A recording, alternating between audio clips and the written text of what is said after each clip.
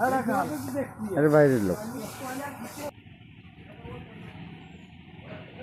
আর মাত্র একটি দিন ঈদের নামাজ 14 ঘন্টা, একটি দিন 14 ঘন্টা।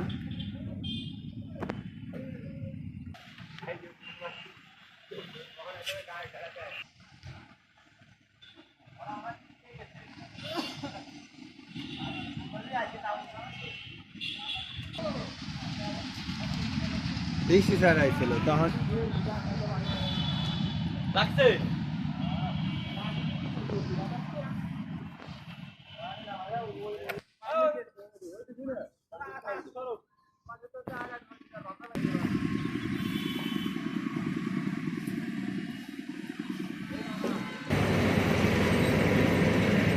তাই দিয়ে দেবে।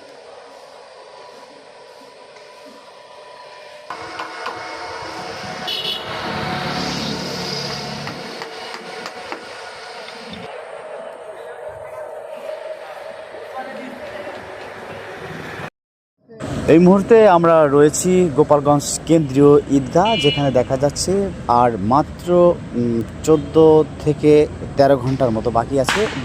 দীর্ঘ এক বছর পরে ঘুরে আসছে ঈদুল আজহা। এই মুহূর্তে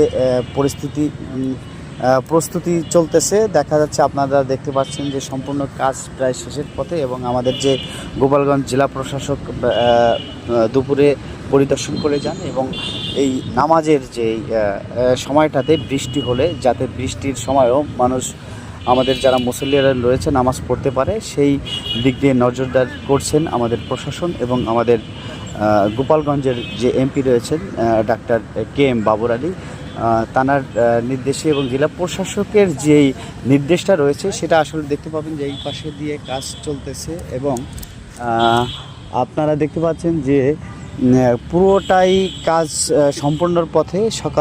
সকাল হলেই ঈদের যেই ঈদুল আজহার যে প্রস্তুতিটা, সেটা এখন শেষ হচ্ছে, এবং সকালেই মুসল্লিরা নামাজে অংশগ্রহণ করবেন, যাতে বৃষ্টি হলে কোনোভাবেই নামাজে কোনো রকম বিঘ্ন না ঘটে। তো ধন্যবাদ। আমি সঙ্গে ছিলাম এই মুহূর্তে গোপালগঞ্জ।